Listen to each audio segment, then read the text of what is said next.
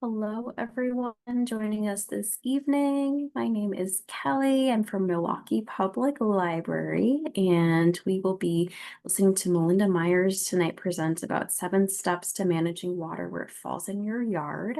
So we'll get going in just a couple minutes here. We'll give everyone time to join our broadcast, and then we'll get started. So thanks for your patience. Thanks for joining us tonight.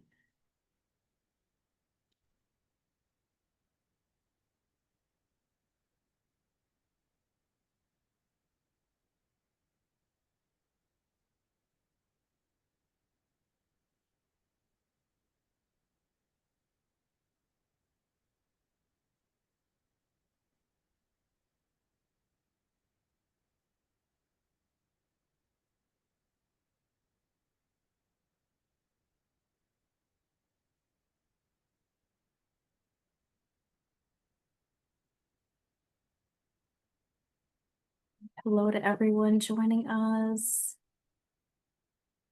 Let's go ahead and get started. My name is Kelly Bolter. I'm the Adult Programming Coordinator for Milwaukee Public Library.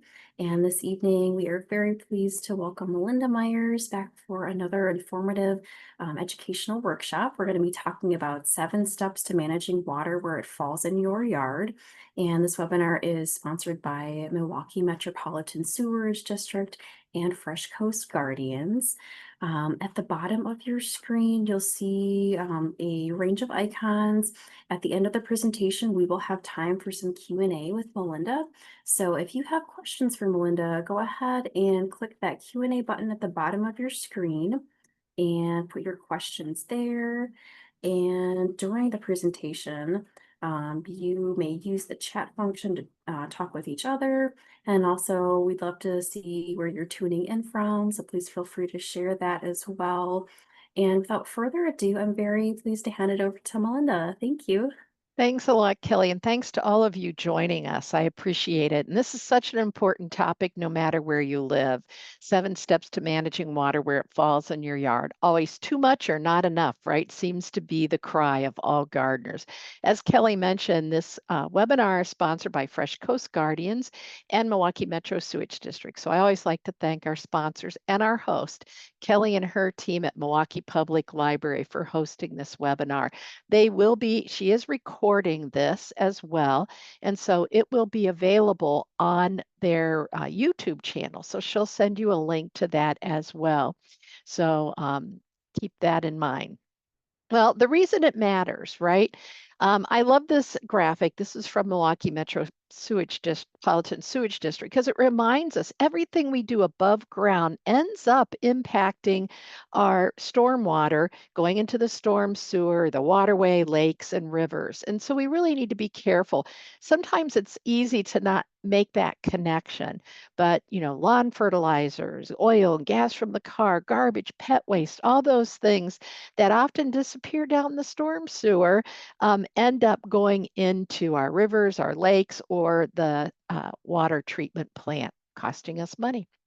One of the best things we can do is have a healthy landscape. That's a great way to manage water. And if you're a gardener, what a great excuse to grow more plants and have a beautiful landscape. It also helps protect your home. And so, one of the things, if you go to MMSD's website, they have a wonderful brochure that talks about things you can do, not only plantings, and we'll talk about those. That's what I do, but also things that you can do to help keep water out of your basement, out of your house, because the last thing you want to do is go find all your possessions floating in the water in the basement. So, taking care. So here are a few things you can do. This was my house when I lived in Milwaukee. And so lots of garden space. I tried to absorb the water any way I could. It starts from the ground up, right? Most of us start with less than ideal soil construction, our homes being built. They rip up, tear off the topsoil, expose the subsoil, which is not so good. And you can see that here. So that nice organic, rich material at the top that years of plant material dying back forms that humus or that humus or that not humus, we eat humus, and it mixes in with the mineral soil to give us great topsoil. It takes 100 years for nature to build 1 inch of topsoil. So it's very important we take good care of it. So take care of that soil. Now, because we all have different soil and it depends on the topsoil brought in, depends on what they preserved, how long you've been gardening that area, you may want to start with a soil test. It'll tell you what, if any, nutrients you need to add. Good idea when you're doing a new garden to find out what you've got. If you're having a problem, you want to test that problem area separate. So let's say one corner of your lawn is not doing well. You would test that separately than maybe the front yard that's doing great. And then every 4 or 5 years is usually suitable to test your gardens as you're maintaining them on a regular basis. One of the things you can do, even without a soil test, is add organic matter. Most of us don't have enough. And so adding compost, aged manure, organic matter improves the drainage in heavy soils. And many folks in southeast Wisconsin have heavy clay soils. You may have fast draining rocky sandy soils where you live, and organic matter helps hold that moisture, helps hold nutrients, improving your soil. Compost does a lot of other good things. Cornell University did a lot of research and shared some of the other benefits of compost besides improving drainage and the water holding ability of the soil. It provides a lot of essential plant nutrients and over a longer period of time.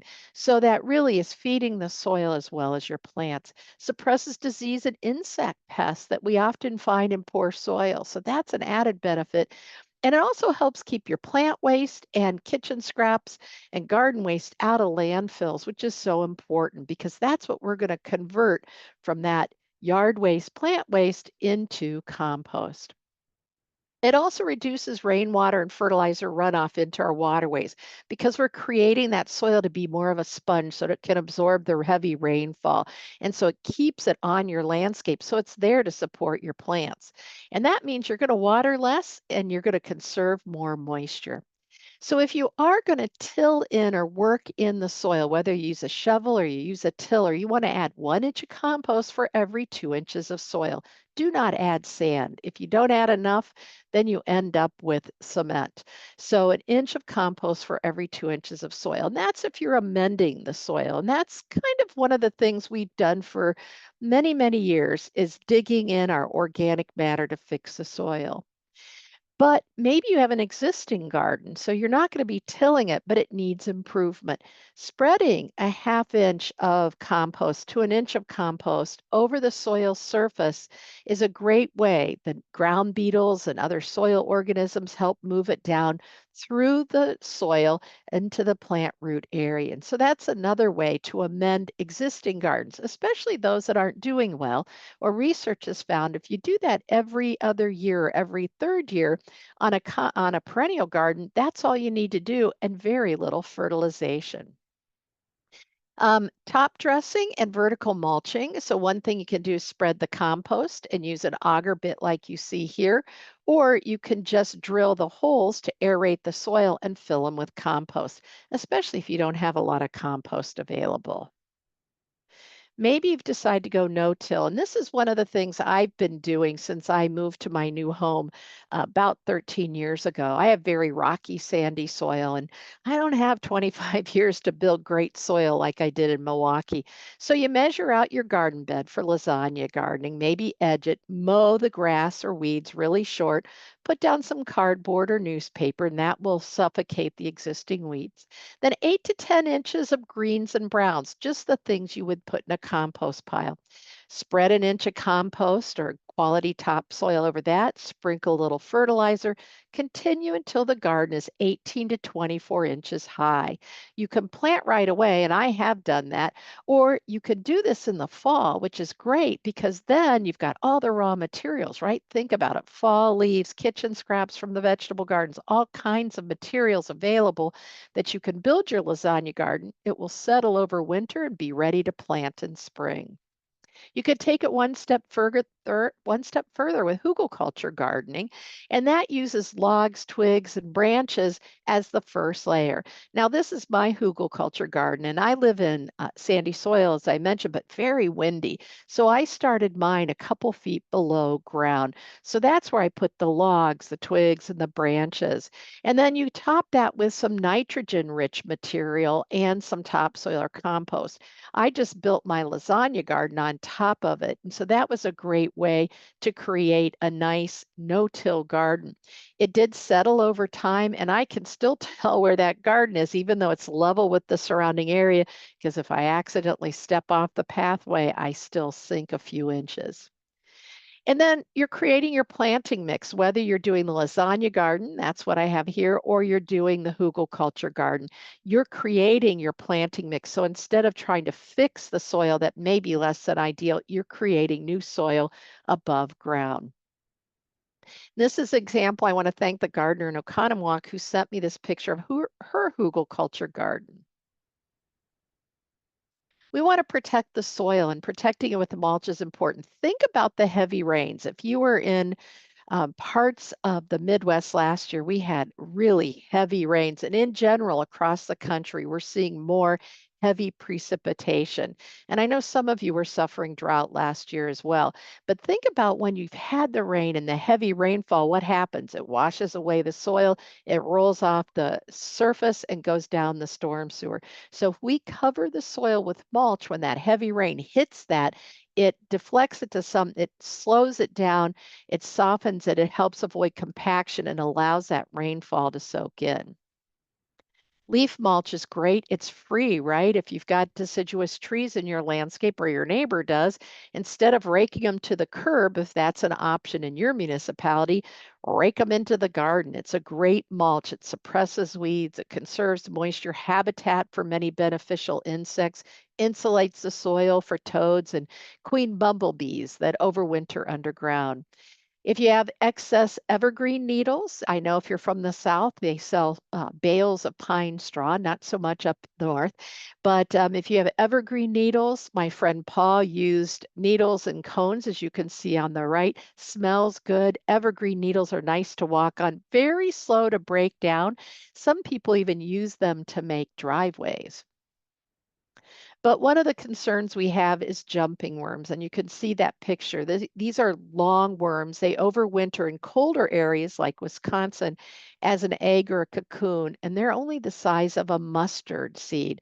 But then they grow into this huge worm. You grab it, it thrashes around, it will drop its tail to try to escape. And why we're concerned about this is they eat enormous amounts of organic matter and can spread up to 17 acres in one season. And so that's why we're concerned, because it changes the structure of the soil, making it more droughty, eliminating the organic matter that's so important. There's lots of good information on jumping worms available online. University of Maryland talks about ways to manage compost and topsoil if you're bringing it in. So you need some space and some time, but basically forming a plastic pocket. So lay plastic on the ground, spread a 6 to 8 inch layer of your compost or wood chip mulch or whatever mulch, cover it up so that you make a plastic pocket. Let it reach the temperature of 105 for 3 days, and that will kill what's in the cocoons, the eggs, and if there are any adults. Once you have them, it's pretty tough to eliminate. Second thing we can do, I'm going to up give it a little more upbeat, is let's capture the rain that falls on our roof with rain barrels. They can be very beautiful, as you see here. And so rain barrels are designed to direct your downspout to the rain barrel. So you're capturing that rainfall instead of running it down the gutter, down the downspout and into the yard. You're collecting it in a rain barrel so you can use it on containers and other plantings. Couple things to keep in mind when you're buying a rain barrel or making your own. You should have a screen on top, or as you can see, this one goes, the downspout goes right into a small opening, and that keeps the twigs and branches, debris, and mosquitoes out. The spigot for emptying should be low on the barrel so you don't have that stagnate that water stagnating at the bottom. You need an overflow so that when your rain barrel fills up, and that will happen because we can collect 623 gallons of water from 1 inch of rain off a 1,000 square foot roof. So if you have an overflow, you can either hook it up to another rain barrel or overflow into your landscape. And by elevating it, you can see they elevated this rain barrel. It helps increase water pressure because it empties by gravity and makes it easier to access that water from the spigot. You may opt to do a downspout diverter instead, and these basically are hooked into the downspout. So the water flows into the rain barrel. Once it gets full, it closes and the water goes back down your downspout. So you don't need that overflow going out into the yard. Instead, it's hooked into the downspout diverter. And I mentioned consider putting several together so that you can maximize that ability to collect all that water that falls. Again, it seems like we get a lot at one time and then nothing later, so you'll have some water to use. Hopefully, you'll be able to hear this sound. So if not, let me know. This is from Fresh Coast Guardians, and it's some tips on how to install a rain barrel. Hi, I'm Zach from MMSD and Fresh Coast Guardians. Today I'm going to show you how to install your very own rain barrel. So the first step to installing your rain barrel is to choose your spot. Every rain barrel should be about a few feet away from a downspout. So for this rain barrel, we've chosen this downspout here, and we're going to put the rain barrel right here. After you choose your spot, you're going to prepare your area. So for this spot here, there's already some mulch down. We're going to have to clear this away so we can make a nice level base. After you've cleared your base, you're going to want to put down some gravel. This will help create a nice level spot for your cinder blocks. And then you're going to use one of the cinder blocks to help tamp that down and make it nice and firm.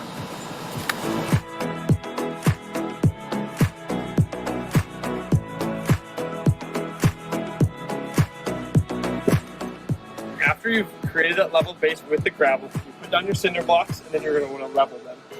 We have this big level tool, but if you don't have something like this, you can always use an app on your phone. So what you're going to do is going to make sure that it's level this way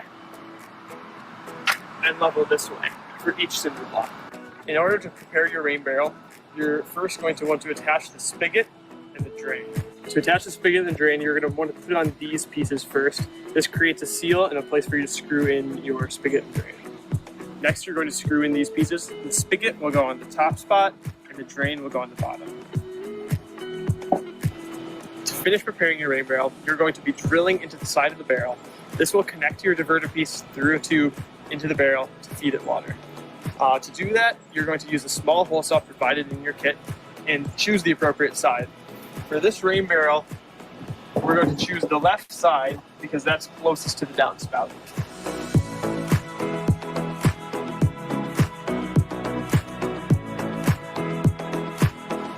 Next, you're going to measure on the downspout in order to drill a hole to put the diverter. What we're going to do is level from the top of the barrel, and then we're going to mark 3 inches down.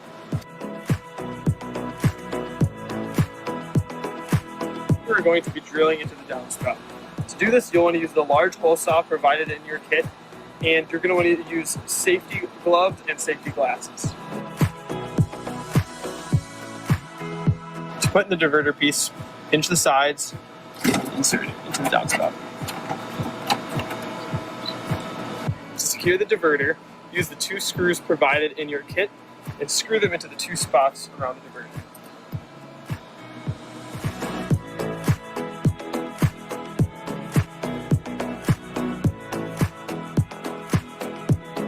Next, you'll insert the tube into the diverter. So just stretch it out, and then you'll shimmy it back and forth into the diverter, secured in place. Once your rain barrel is all set up, you put the lid on. There's 2 options. One of them can be like this, just the normal design. You can see there's a little sunflower in here, it looks pretty nice. The other option is to flip it upside down and put in the filter piece. This then acts like a planter, and you can fill it with shallow rooted flowers and herbs, or just a potted plant even. So around Halloween, you're gonna wanna winterize your rain barrel. You're just gonna disconnect the connection, put on the winterizing cap, then you're gonna store the barrel upside down in a garage or in a basement for the winter, and then you can bring it back out around Earth Day. So we recommend checking your gutters and your diverter piece regularly if it's not functioning properly and or just as a regular checkup. If possible, we recommend using the water in your barrel 2 to 3 days after a storm. For more information, make sure to check out freshcoastguardians.com. So hopefully that gives you an idea. Obviously, let me see if there. Obviously, every rain barrel is going to be a little different. Many of that you purchase already have the the faucet in place, the overflow hole but drilled, but at least give you some idea of how you want to set up your rain barrel. Now, I often ask, are mosquitoes an issue? Well, you can toss a mosquito dunk into your rain barrel. It's a naturally occurring soil bacteria. It won't harm pets, wildlife, people, though you don't want to be drinking the water in your rain barrel. But you can toss one of those in for 30 days. The mosquito bits act immediately and last about a week. So that's an organic way to manage mosquitoes if you're concerned about those in your rain barrel. Make sure you've got easy access to get to the water. If it's easy, you'll use it, right? So you want to not only install it properly, but make sure you can get to it as well. And then mask it with plantings. These were beautiful rain barrels, but maybe you've got something that's an old food grade 50-gallon drum and you want to, it's not the prettiest thing, so hide it with some plants. Paint it. If you're an artist, or get some stencils, or maybe someone in your family's an artist, paint it up. And that's a great way to do it. We have directions on my website on painting your rain barrel. And using the water, that's a big question. Rutgers University did some studies, and what they found is the bacterial levels were pretty much within acceptable range. However, they really recommend either disinfecting the water if you're going to use it on anything other than ornamental plantings or cleaning lawn chairs and things like that. So your best bet is to use that water from your rain barrel for your ornamental containers, your gardens that are full of flowers, and not your edible plants, just to be safe. Again, check out their Rutgers University. There's a link to that information. It'll tell you how to sanitize your water using bleach and water if you choose to use it in other ways or concerned. Because think about what's on your roof. Birds are up there, squirrels may be up there, and you know what they're doing. They're leaving behind some feces. And then the material or the chemicals from the shingle materials also could be a concern. So play it safe. Another option is to disconnect your downspout from the storm sewer. So some older communities, Milwaukee as well, have combined sewers. So the downspout goes directly into the storm sewer. And so the water from a rainstorm goes from the roof down the downspout into the storm sewer, and that's where we get overflows. And so if you have space to disconnect, if your municipality allows, always check. It's a great option too. So you're moving that water from the roof to your garden bed.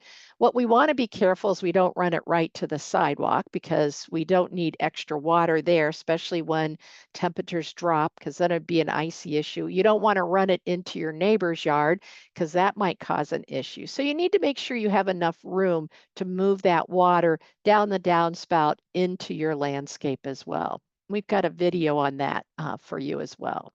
The third thing you could do is plant a rain garden. I've spent a lot of time, and you'll see YouTube videos, and you may have joined me for some of my seminars on rain gardens. And so I'm just going to give you a brief overview in case you're not familiar. Encourage you to watch one of the, well, actually several of the rain garden videos.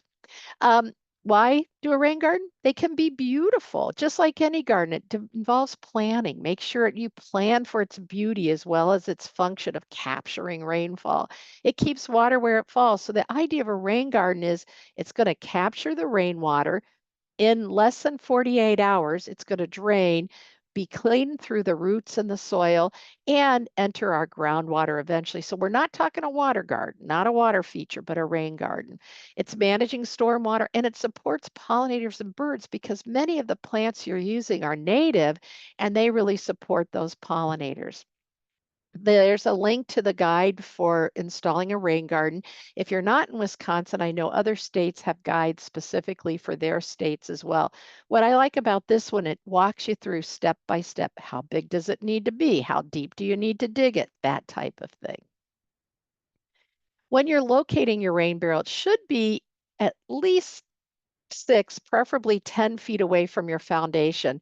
You really don't want to add more water to the area right next to your foundation. No more than 30 feet, because you get further than that, you're managing a lot of water and you'll need a really big rain garden. So start with one downspout disconnect at a time so that you really get an idea of how that works in a garden that you can manage. You're going to need to prepare the soil because, as we talked about, most of us don't have good soil. And a goal here is for that soil to drain well. So when we have a lot of rain, it drains well, but also hold moisture so you're not out there watering during an extended dry period. So we're going to dig as deep as recommended, usually 6 to 8 inches deep. We're going to add some compost organic matter to improve the drainage and water holding ability.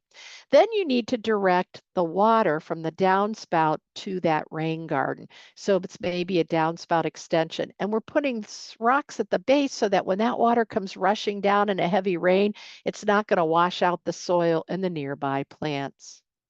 Now, when you're doing that, they have a walkway here. I love what they did. They made it easy. They just hid the downspout extension under that. So it's an easy to remove the cover in case there's an issue, but it didn't interrupt the flow of traffic. Here's Retzer Nature Center, and granted, this is a much bigger rain garden that most of us could have, but they directed, what you can't see is all their downspouts come out over the arbor, down the rain chain, hit that stone to break the momentum, the velocity, and then it goes into the rain garden. You want plants that tolerate wet and dry soils. Remember, there are going to be periods where you've got a lot of water going into your rain garden and periods where it's going to be dry. And so you want plants that are able to adapt to both. So that's kind of a brief summary of rain gardens. So check out our YouTube videos and the webinars if you need more.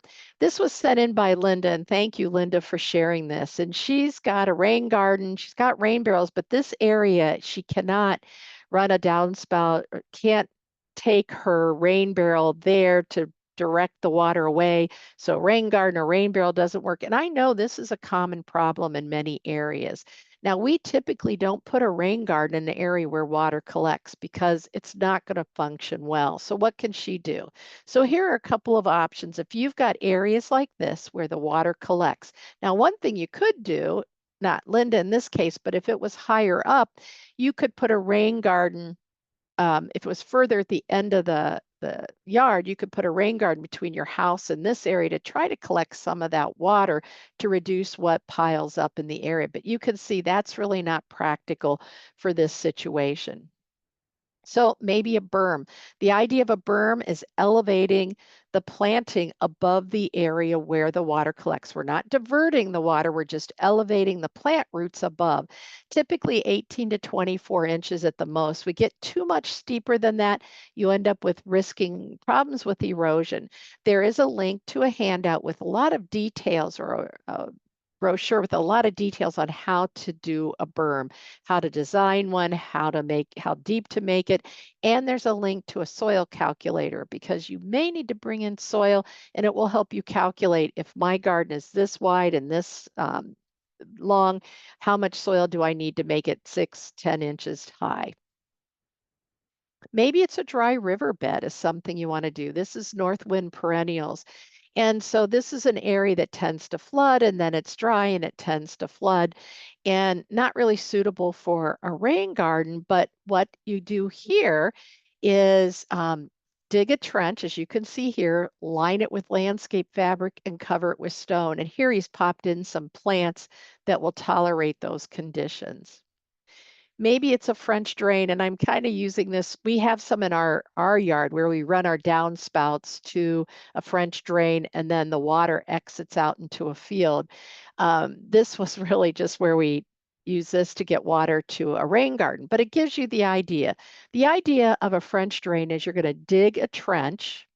You're going to either put a drain pipe in with holes with a sock around it to keep the soil out, or line this with landscape fabric, fill it with gravel, not the whole thing, just like 4 to 6 inches, cover it over so the whole collection of gravel is covered with the landscape fabric, again, to keep the soil out. or you could fill the whole thing with gravel. Or what I like to do is put soil on top, at least 6 to 8 inches, and then plant grass. So if this was your yard, you could just mow right over it. You wouldn't have to work around the gravel covering. Again, there's information on all of these on your handouts. This is just kind of a quick look at a berm, look at a dry riverbed, look at a French drain as some options, and see if any of those work for you, especially if you can't do a rain barrel or a rain garden. Grow more native plants, and this is getting easier and easier. More garden centers are selling native plants. A lot of nature centers are having native plant sales. I think more and more we're realizing the value. Native plants evolved with our insects and wildlife, and so they provide a perfect food source. And so that's one way to do it. Plus, they're beautiful as well. You want to make sure that you're selecting the ones suited to the growing conditions, but they do support, look at this, all of those bees on that milkweed. Some are clay busters. So I mentioned most of us don't have really good soil. If you check out Prairie Nursery's website, he's a nursery in Westfield, Wisconsin, sells seed and plants, but he has a great website and he has a collection of plants called clay busters. So whether you're buying from them or not, you can get the information you need and go, oh, I want to grow this, this, and this because I have heavy clay. These are plants that have roots that can really force their way through the heavy clay soil, and they create openings for the water to go through. And they help build soil. So they've got roots in the ground, top growth, so that it's when the water rolls by, it slows the velocity, it captures it where it is, so it infiltrates the soil. And they also create channels, as I mentioned earlier. So when you look at those deep root systems, as the old roots die, they add organic matter. Those roots create channels. So when the rainwater goes through, it's slowed by the top growth, and then it moves through those channels created by either the dead roots that left the organic matter or the roots growing. A lot of the pollutants, dust, and soils and contaminants are filtered out by the plant roots and soil before it reaches the groundwater. Then once you got your plants in there and established, they need little or minimal fertilization. Some, like you can see the Baptisia here with the blue flowers, is a legume and it fixes nitrogen and that adds it to the soil for other plants to use as well. You may need to water during extended dry periods, but in general, the deep roots, and if you select the right plants for your rain garden, are able to tolerate dry periods. But they are plants, they are perennials, they do grow and get bigger, some faster than others, and you may need to divide as they outgrow their space. But really, when you look at the maintenance, it's pretty minimal. And just like any plant, you want to make sure the plant you select is the right plant for the right place for the right purpose. Is it good for a rain garden? Those water tolerant ones in the wetter spot. Is it good for your landscape, the soil conditions, the sunlight conditions, and the available space too? So again, does it match those growing conditions? Is it suited to your design? I mean, when you're selecting native plants, it doesn't mean you can't create a beautiful garden. You know, is it a mature size? Will it fit the available space? There are native plants that are bullies as well. If you've grown Monarda, coneflower, Rudbeckia, even some Liatris, they reseed readily. And if you don't keep an eye on those seedlings, they can take over a small garden quickly. And so you want to pick those that are either clumpers, or if you have a lot of space, that's great. Or if you're willing to do a little thinning as needed, no problem. But make sure it fits the way you're willing to maintain. And also, does it bloom when you need flowers? Because we want spring, summer, and fall bloomers. We want some winter interest. One, to support the beauty of our landscape, but also the pollinators that depend on the nectar and the pollen, and the songbirds that will come and eat on the seeds. Again, I mentioned, think about how fast they spread. Culver's root is a nice clumper, and so it spreads very slowly over time. So maybe you're a little hesitant to get started with putting native plants in your landscape, or maybe the person you share your yard with thinks, oh, those are weeds, right? So think substitution. So fountain grass, popular annual. There are perennial forms used in formal, informal gardens. Very pretty plant. Well, how about our native prairie drop seed instead? Similar texture, somewhat similar growth habit, hardy to zone 3, fall color, flowers that are fragrant, smell like coriander. The seeds, when covered with ice in the winter, look like little gems. So you get multiple seasons of interest, a hardy plant that supports skipper caterpillars and a lot of good things in the environment and gives you the same look and feel. Maybe you want to create a garden of just native plants. Maybe that's the next step. The white in front is one of my favorite. It's wild quinine. It's a clumper that'll grow and spread a little but very slowly. The purple spiky plants are liatris or gay feather. You could see a little coneflower on the right, sorry, and monarda in the back. And then maybe you decide to go all out. And a couple things if you decide, it does take several years to establish this. You need to really watch the weeds just like you would any garden, right? And it usually takes about 3 years for that prairie or that native planting or that meadow to fill in and really be able to battle those weeds pretty much on their own. You'll never be totally done, right? Because there's so many weed seeds out there. But this may be your ultimate goal. And maybe it's a portion of your yard. Maybe it's just the backyard or a corner, depending on your neighborhood, how large your lot is, and how much time you have to invest. But if you are doing this and you're in a neighborhood, you might want to include some signs of intent. Bird houses, a little bit of grass edging, just a mower width so your neighbors know that this is intentional. Maybe it's some garden art included in there. And that just shows that, okay, this person has planned a garden full of native plants that's a little more natural and informal in appearance. The fifth thing you can do is plant trees. I don't know, in third or fourth grade, maybe you guys celebrated Arbor Day, and what did we learn? They provide shade. They help clean pollutants out of the air.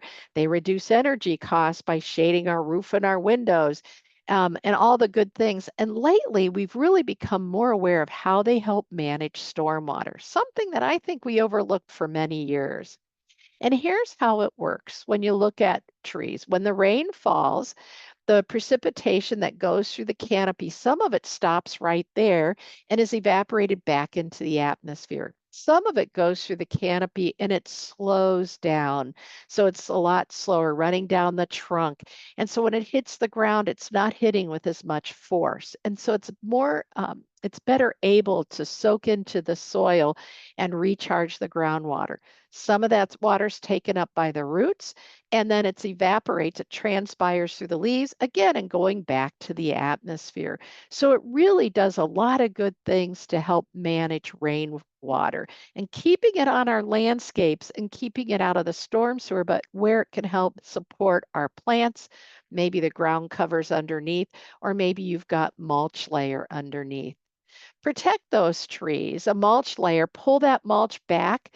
I need to get out there by my tree and pull that back. It kind of keeps piling up at the trunk. You want to pull it back a good few inches, reduces the risk of voles damaging the trunk. It also eliminates the problem with girdling roots when we pile mulch up around the trunk of the tree. Mulching the area under your tree keeps weed whips and mowers away. Those cause a lot of damage. We want to get as close as we can, right? And so we hit it with the mower, makes a little nick, and that's where insects and diseases can move in. No mulch volcanoes, though, because when we pile mulch up over the trunk, that trunk's designed to be out in the open, lots of airflow. But when we bury that trunk, it's nice and moist and humid. It can lead to rot. Again, voles can come in and attack it, and it can also lead to adventitious girdling roots. So roots form along the trunk. They hit the air, they turn around, they circle the trunk, and can eventually girdle the tree so it can't transport water and nutrients between the roots and the leaves. Maybe if you don't want to look at a lot of mulch, consider shade tolerant ground covers, much better for your trees. You plant them in between major roots, you don't add soil, you just kind of amend the planting hole if needed with a little compost, mulch the soil surface, let them fill in. They protect the soil. They help absorb the moisture just like the trees do. The key to success is moisture. Because think about that tree. That canopy blocks a lot of rain from getting to the ground below, especially when you're looking at Norway maples and oak trees, right?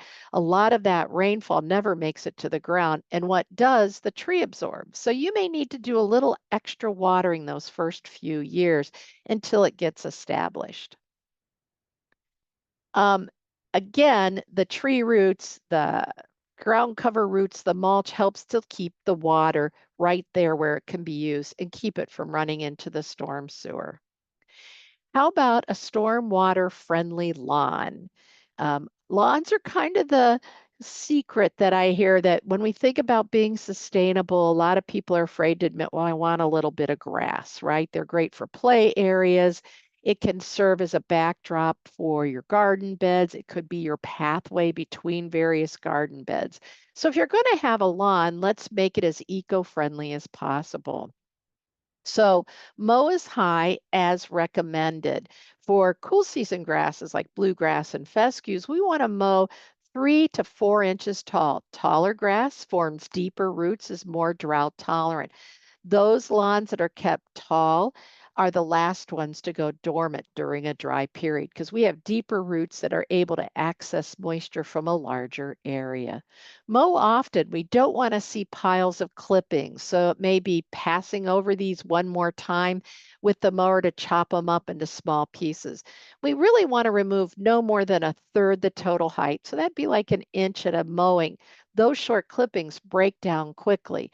But spring, when we get a lot of rain or just during those wet periods and the lawn's actively growing, you may need to mow and you end up with clippings like this. So just mow over them again. They're going to break down and they're going to add nitrogen, organic matter, and moisture to the soil. One season of clippings equals 1 pound of nitrogen each year.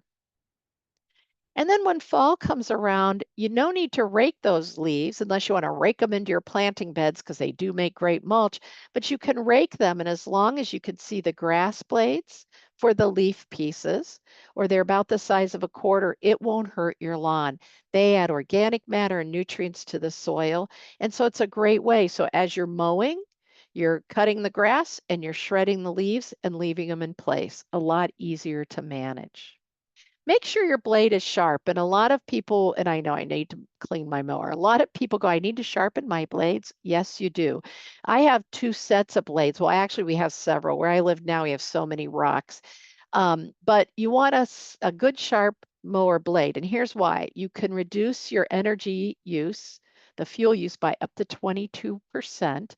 Your lawn will use up to 30% less water when you have a sharp blade. It cuts through, makes a clean cut so it looks nicer. That wound closes more quickly. And by having an extra set, you can change them out more easily. And that way, especially if you have rocky soil and uneven soil, you may end up going through your blades a couple times a year. So having a couple sets, you always have a sharp one to replace. Watering. So kind of the major things to keep a lawn growing is water, nutrients, and mowing. So those are the 3 things. So we talked about mowing, watering. Now we're all trying to conserve, right? And often we have water bans. Often the cost of water is going up. And so you need to make some decisions about how you manage water and your lawn. One thing you might want to do is let your lawn go dormant when we have an extended dry period. We've seen lawns recover after 8 or 12 weeks of dry weather. Now you'll have more weeds, of course, but if you water 1/4 of an inch every 3 weeks, that will keep the crown of the plant alive if you're worried about it. But it prevents it from coming back to growth because going in and out of dormancy is really hard for the lawn. So if you water, you soak it really well, get it growing, it turns green, and then you get your water bill or there's a ban in place, you let it go dormant. Those lawns going in and out of dormancy are the ones that were hit worst with drought. If you decide to water, you want to water thoroughly And that's when you leave footprints in the lawn. That's one test. So when you walk across the lawn, if it looks like this, it's time to water. Take a screwdriver, stick it in the ground. If it's hard to go in there, you know the soil's too dry, it's time to water. And then notice how that funky green look, not only from the footprints in place, but stressed lawns, water stressed plants in general have kind of a gray-green look to the foliage. So you'll get used to seeing that. We want to water thoroughly. In heavy clay soils, a good soaking, 1 inch of water per week. Now, if it rains a half an inch, you water a half an inch. If it didn't rain, a good slow soaking 1 inch a week, not a little bit every day, because when we water a little bit every day, we encourage shallow roots, and those are more they're less drought tolerant, and you're going to have to water a little bit every day. We want to encourage the roots to go deep, right? So we mowed high to encourage that. We're going to water deeply, so it encourages deep roots, and we'll have a more drought stress free lawn by watering properly. So how much is an inch of water? Well, if you're probably doing a sprinkler system or overhead, stick a couple straight-sided cans out in the area where you're watering. Check how hard you turn the faucet on, and then how long it takes to add an inch of water into this straight-sided can. When it's got an inch there, you can move it to the next one. And if you calculate, okay, I turn the faucet on full blast, it took 20 minutes to get that inch of water in this much space with my sprinkler, then I know that's what I need to do everywhere I move the sprinkler. If you have fast draining sandy soil, a half an inch of water twice a week or every 4 days, kind of let your lawn be the guide, because it's going to drain very quickly. So if you put an inch down, you're going to still have to water in about 4 or 5 days. So a half an inch twice a week is better for those fast draining sandy soils.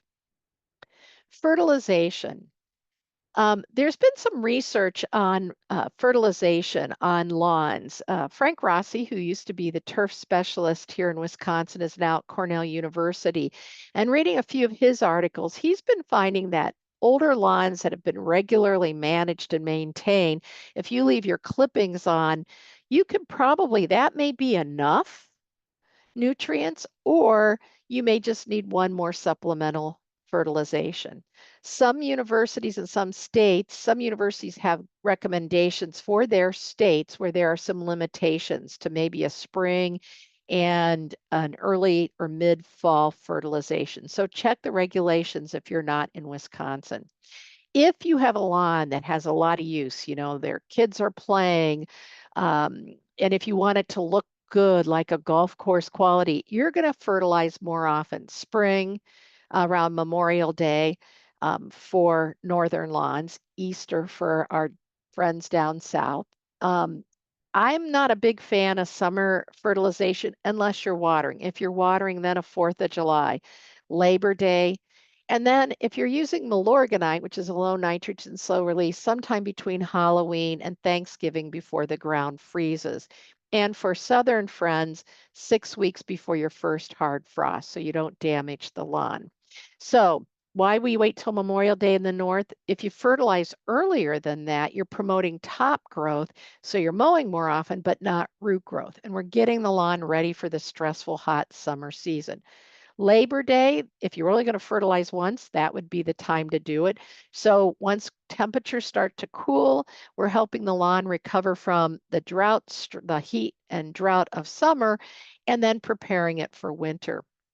We really found winterization is not necessarily like we used to think. With Milorganite, it's a low nitrogen, slow release, so we can do that Halloween to Thanksgiving, because it will be released by the microorganisms when the weather conditions are right, and whatever's left will freeze in the ground and slowly be available in early spring. Those of you down south need to adjust, and I have the timing in the handout. It's around Easter, Memorial Day, and then again 6 weeks before the fall frost. I mentioned I like to use a low nitrogen, slow release. This is where a soil test is important, because so many soils have high to excessive levels of phosphorus, that's the P. K is potassium. And adding more doesn't necessarily make it available to the plants because often it's in the soil, but it's bound to the soil and the plants can't absorb it. Some of the research on Milorganite out of the University of Florida found that when the microorganisms work on releasing the nutrients out of the pellets, it made it available to the plants. Same with some of the organic fertilizers as well. So again, a soil test will give you the recommendations on how much and what type of fertilizer to add. Probably one of the best things you can do is sweep the clippings and fertilizer off walks and drives. Where's this going to go in the next rain? Those clippings, any fertilizer, any weed killers will wash down the walk, across the sidewalks, and into the storm sewer. So sweep it back into the lawn where it can do some good, where it was meant to be. Aeration is a way to deal with heavy soils that are compacted. Now we aerate our soil for a purpose. So the idea is you only do it to moist soil so that those plugs can, that machine can get down through the soil and remove plugs. And we're trying to create openings to break through that compacted soil. And then if you can top dress with a little compost, even better. It does help open up the thatch layer if that's an issue. 1/2 inch or less of thatch, not a problem. More than 1/2 inch, it does interfere with water and nutrient absorption. Dethatching is very stressful on the lawn. In both cases, make sure the lawn is actively growing before you do either.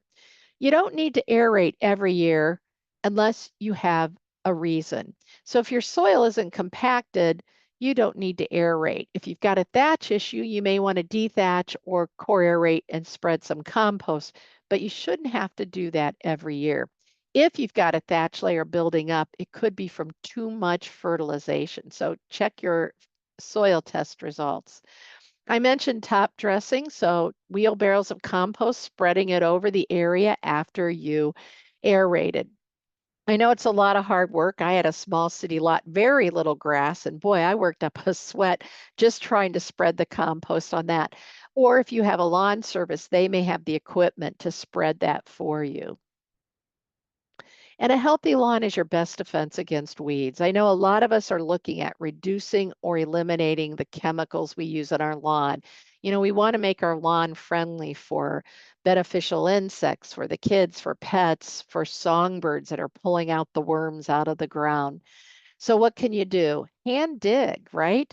This may be, it's putsy, but if you have a small grassy area or very few weeds, this is a great way to do it.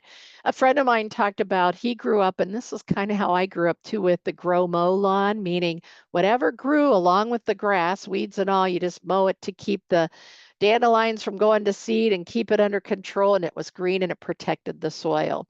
But if you want grass and not weeds, removing them by hand is one option. There are eco-friendly products. Chris Soldot, Soldot from the University of Wisconsin-Madison has a sustainable and organic lawn care brochures. If you do UW-Madison Sustainable Lawn Care or Organic Lawn Care, it will get you to those. And he talks about products that are more eco-friendly. So this is a chelated iron product. It's at a level not used for fertilizing, but it seems to be effective at killing broadleaf weeds. A little pricey, but there's some good research behind it. So that weed eventually turns black and dies. If it gets on the grass, that just turns dark green. So it's really great. It's a little bit like your broadleaf weed killer.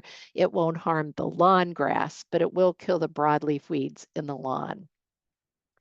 Maybe you want to just reduce the size of your lawn and decide, a little bit is good because a little bit of lawn can be a nice break from your gardens. Use an electric mower. It took me longer to get my mower out of the garage than it did to cut my grass when I lived in the city. And so you may opt for some lawn, but maybe you don't need as much as you used to have.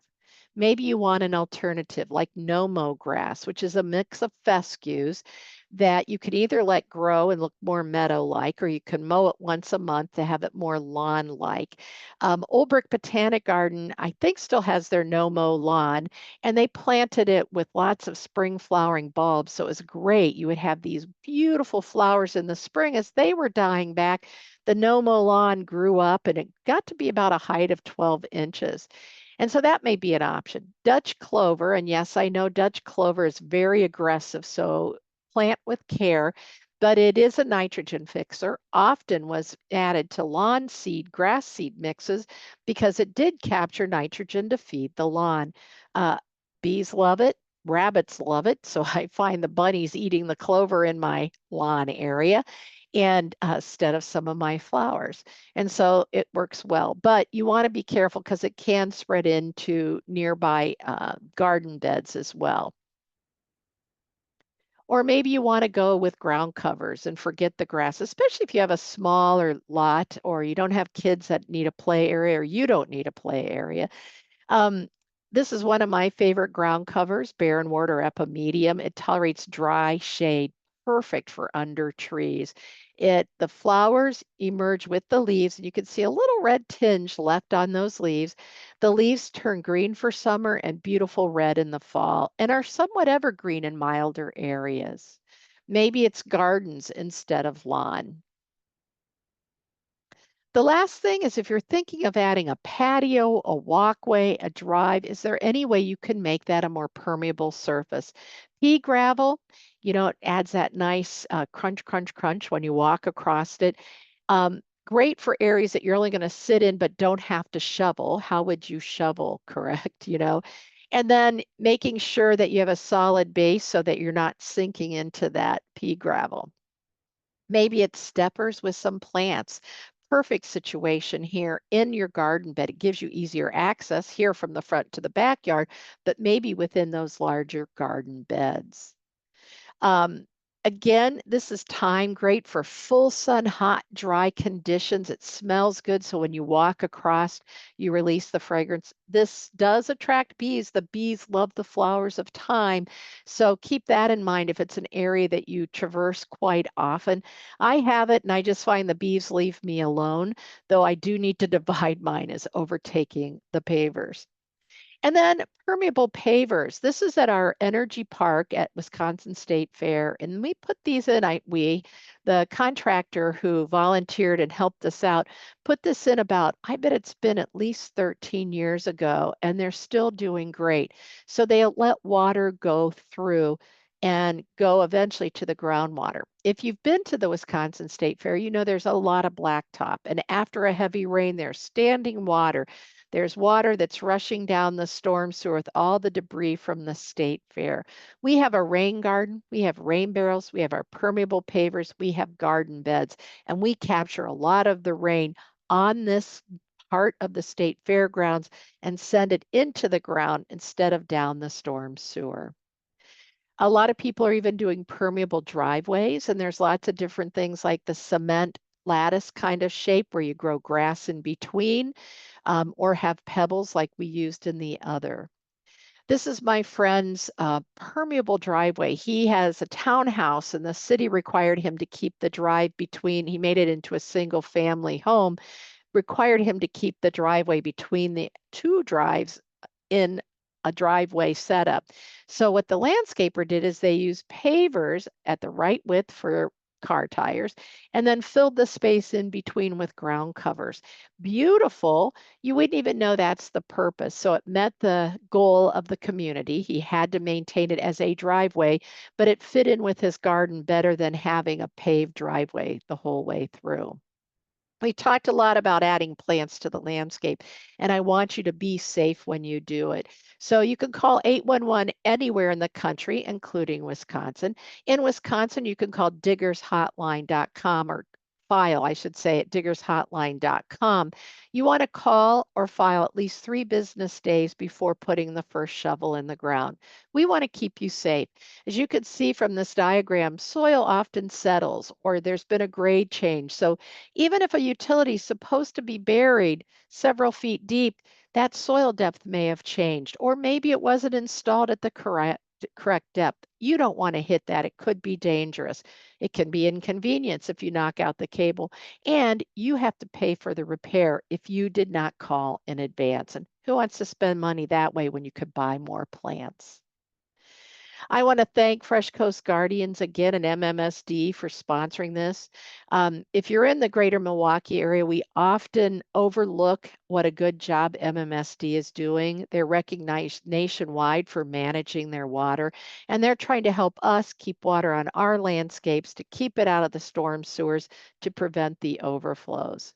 And Fresh Coast Guardians is about everyday people, like they say, like you and me, that want to protect our rivers and Lake Michigan. And they support with rain barrels, rain barrel classes, webinars like this, rain garden workshops. So check out freshcoastguardians.com. Thanks again to Kelly and her team at Milwaukee Public Library for hosting this webinar. And I always said to every webinar, I will take questions with asking you to help me grow a garden or two. Someone inspired you, and it may not be a youngster in your life. It might be a young family down the street growing their first garden, a new retiree.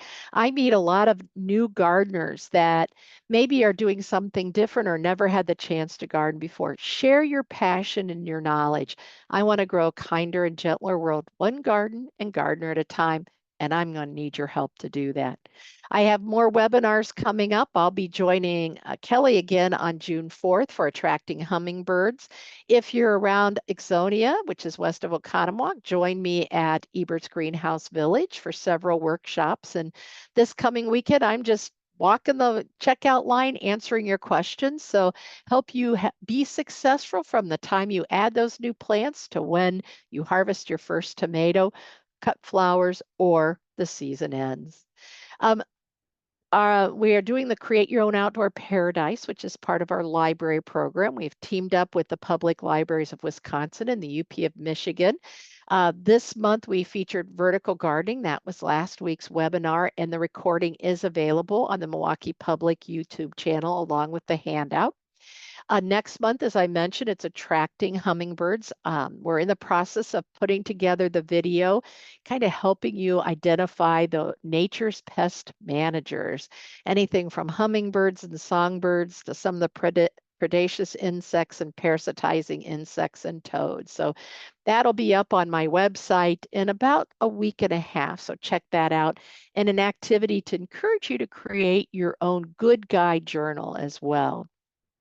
Stay connected. I know I'm way behind on questions. So if you're joining me tonight, I'll answer questions not only on managing stormwater, but on other gardening and plant questions as well.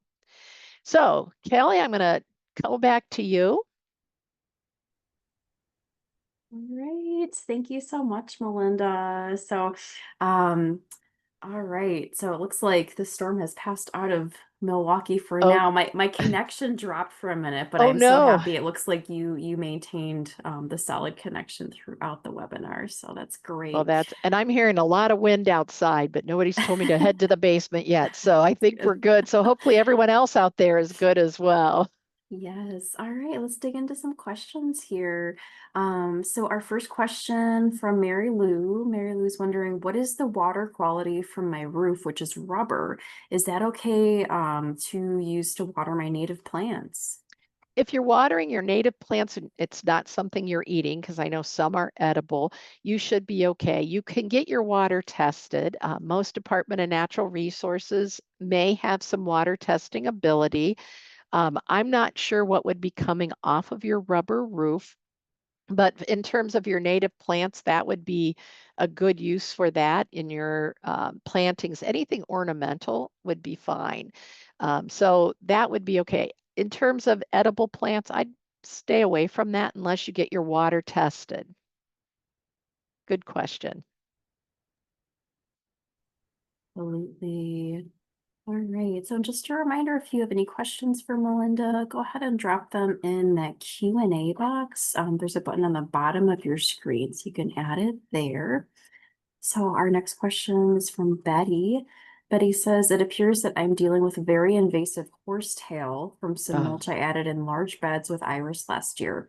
I got this weed about 10 years ago, and I just thought I had it all removed, and since I have it again, I'm wondering what advice there is to try to remove it more quickly. Boy, I'll tell you, I'm fighting crown vetch, not that that's the same, but equally aggressive and invasive. I don't think, here's what I'd recommend. Check the Wisconsin Department of Natural Resources. I do think it is listed as an invasive plant. I know sometimes total vegetation killers have been used. Again, we want to be careful about how we apply it to avoid problems with our nearby plants. It is one that's very difficult to remove. And so what you're probably doing is digging, cutting back, starving it to death, but it pops up. It's got a rhizome. I've seen people purchase it, and I'm like, oh, you're going to be sorry. Don't put it in the garden. Get rid of it before you put it in the ground. So I'm going to double check to see if there's any new recommendations, and I will put that every webinar. I have homework and give it the answers to Kelly, and she'll get them to you as well. But let me just double check that I'm not missing anything other than digging. And I know some people have tried Roundup in the past, and I'm not sure how effective. And I know Roundup may be taken off the market soon. And I don't know, Finale is another total vegetation killer. So let me just check and see that has a different mode of action. So let me do a little checking and see if there's anything that I'm missing other than digging and removing that way.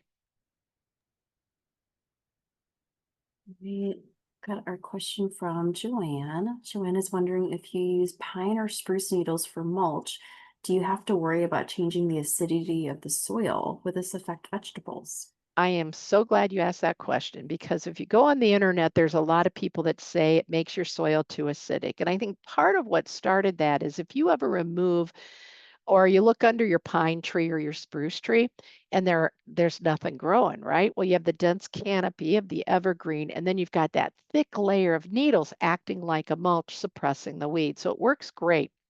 I have used it in edible gardens. I have used it in my orchard. I have used it in a variety of places. It does not change the pH of our soil. For those of us with very high pH soil, we wish it did. It's very effective as a mulch. It's slow to break down. And so you will see it persisting. So it would work great.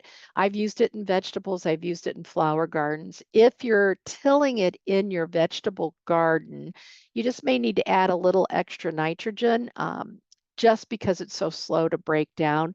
But usually if you till it in the fall, it'll have time over winter. Same with oak leaves and Norway maple or big leafy maple leaves. Those bigger leaves are often slow to break down, so shredding those speeds up the decomposition. Otherwise, they can kind of mat down in the garden. So yeah, evergreen needles, not a problem with soil pH. I've used both spruce and pine needles.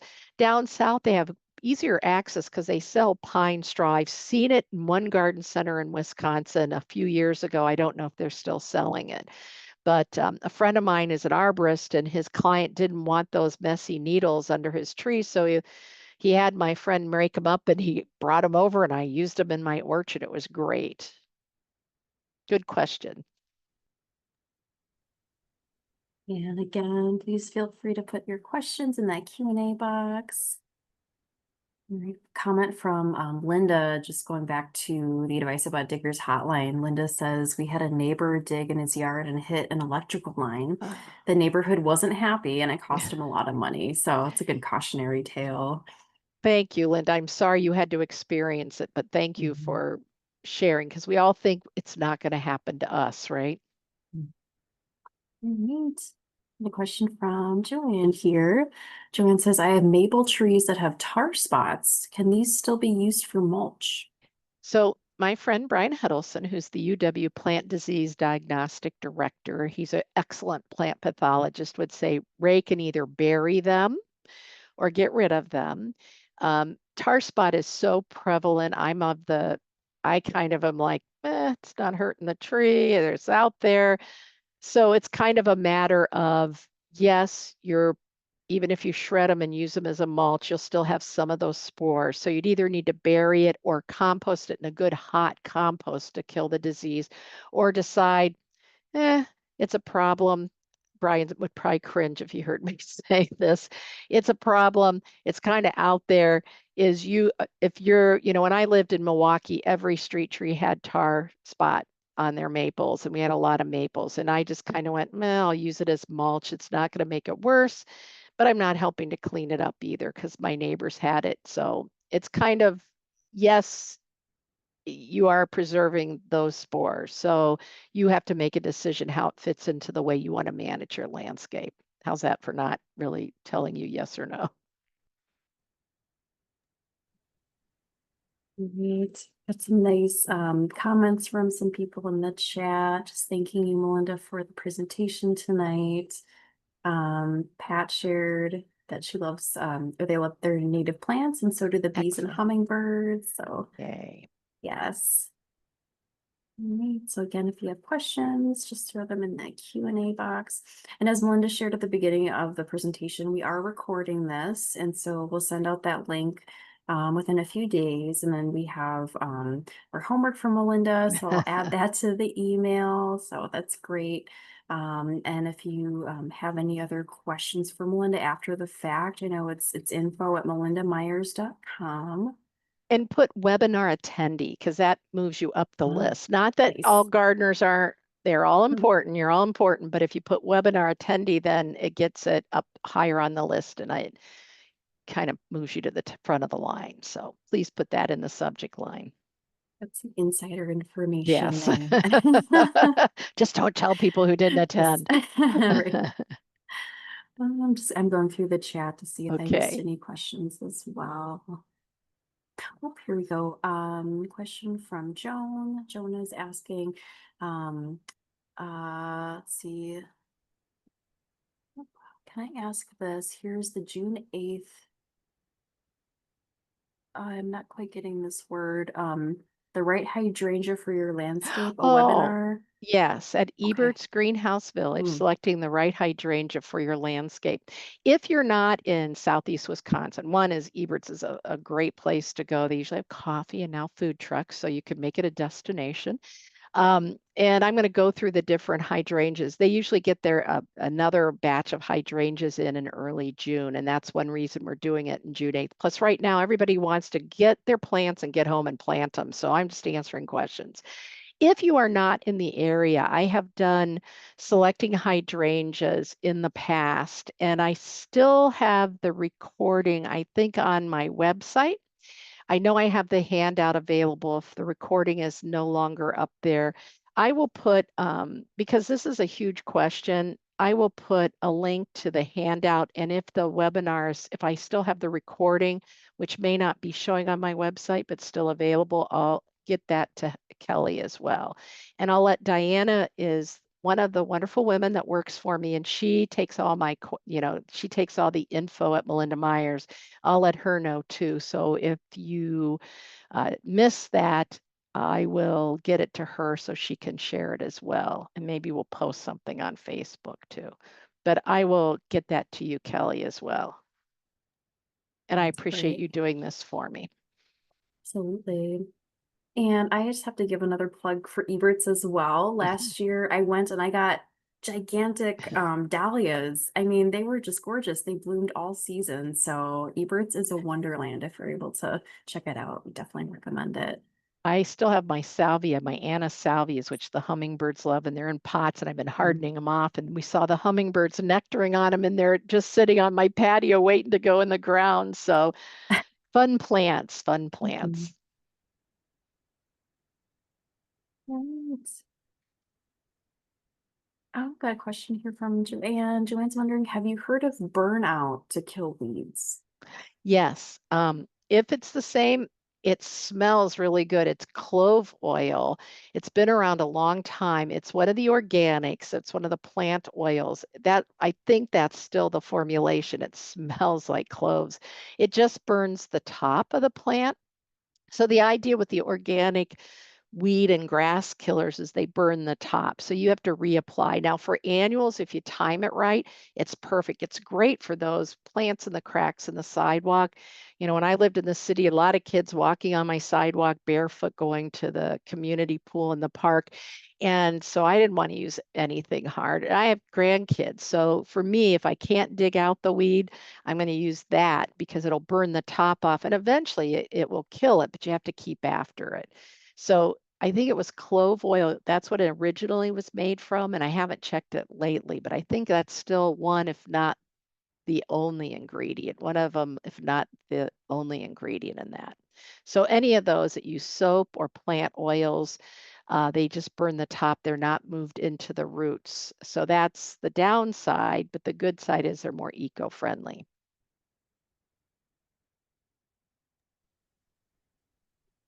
Another related question here. Outside of Roundup, do you have any suggestions for bindweed? Ugh. Here's, I'm fighting that one too, so I feel your Mm. pain. So the only non-chemical way to manage it is to cut it back every 3 weeks throughout the growing season, and it takes 3 years to kill it. And it spreads by underground rhizomes and roots. It's deeply rooted. And you think you got it and it's over here and here. I was weeding out a garden bed this past week, and I've got lots of seedlings of bindweed, and I haven't seen it in that garden before, so that was very disheartening. So I'm trying to get those seedlings out before it becomes a problem. There is a product called Finale that has a different mode of action than Roundup. It's a total vegetation killer. It came out about the same time Roundup did, but Monsanto put all this effort into marketing, and so they really took over the market. And then, farmers did the Roundup Ready corn and soybeans, and it was used a lot for managing those tough weeds because it kills the top and the roots. And I think they just out advertised Finale. It's still available, and but it is a synthetic chemical, so you have to decide how you want to manage it. So starving them to death is the only non-chemical way, and it's every 3 weeks. And boy, I'll tell you, I start out great every spring, and then it gets away from me. So I've got a couple beds. I'm really trying hard to get it under control. So I feel your pain. That's in a garden bed. In the lawn setting, you could use a broadleaf weed killer, one of those for difficult weeds. And that will help manage it in your lawn, but you can't use a broadleaf weed killer in your flower beds or your vegetable garden because it will hurt those plants as well.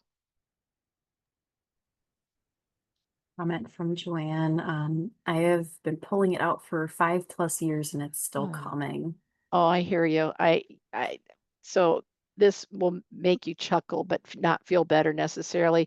So when I do tips, I like to include photos. So I took some pictures of the bindweed in my garden for an article I was doing. And Dawn, the other woman that works with me, I said, "Oh, in case you need a picture." And she goes, "No, you gave me one last year and the year before from your garden." So I understand. It's you got to be consistent, and you got to keep after it if you're not going to use a chemical. And I get that. I get that. It's in my garden bed, so I'm digging and cutting back and trying to tackle it that way, and it's doing quite well, I'm afraid. Another question from Teresa. Teresa's wondering how to get rid of poisonous hemlock. um That's another one. You want to be dressed very carefully, depending on where it is. If it's near a waterway, you're going to have to use a chemical that is approved for use near water. A broadleaf weed killer will work on it. This is one that is in the Wisconsin Department of Natural Resources. So what I do when I'm looking for an invasive plant and recommendations, I type in WIDNR and then the name of the plant. So is it buckthorn, hemlock, whatever. And that'll get you right to that page. Um, I will look for what the most current recommendation, if you're willing to do a chemical, if you're going to pull it, obviously long sleeves, gloves, you've got to be very careful, shower after, wash your clothing after so you don't get any of the oils on you as well. I will double check on that as well as the horsetail to see if there's any newer recommendations for anything, if you're not going to dig it, cut it, do that starve it to death kind of thing, what the best chemical solution is. And um, I'll talk about different areas too, because it might be in a natural space, I'm guessing, or near a waterway, or it could be in an open field. So Let me double check on that one. Alright. Looks like we've gotten through our questions. Another comment from Linda, just recommending the tomato and pepper guy at Ebert's. He's very Oh, helpful. Mike, I'll tell Mike you gave him a shout out, Linda. He'll appreciate that. And if you want Yeah. hot peppers, oh my, he's Mr. Hot Pepper, and he has them. At least I haven't looked at the pepper section yet, from mild to the hot. Yeah, I did. So he's still doing mild to the hottest. So you can find some pretty hot peppers there if you're looking for those. Mhm. Well, thank you so much, everyone, for tuning in, yes, thank you. and hope everyone survived that storm. If you're in Wisconsin, that was pretty scary for a little bit there. So hope everyone is safe and well. We will send out the recording here within a few days, along with Melinda's follow-up information. And then we'll see you back here on Wednesday, June 4th for Attracting Hummingbirds with Melinda. So that will be something to look forward to. And again, if you have follow-up questions, send them to info@melindamyers.com. And then also, as Melinda said, make sure you note that you're a webinar attendee in that subject line so she can Well, prioritize those. yes, everyone's important, but there's just more of you than me. So thank you all for taking time and bearing with the storm outside your home if you Mhm. are in Wisconsin. The wind's really roaring outside my window right now. So take care, Mhm. everyone. Thanks, everyone, and check out upcoming events at mpl.org and check out past recordings on our YouTube channel as well. So thank you very much. Have a great evening. Bye-bye. Goodbye.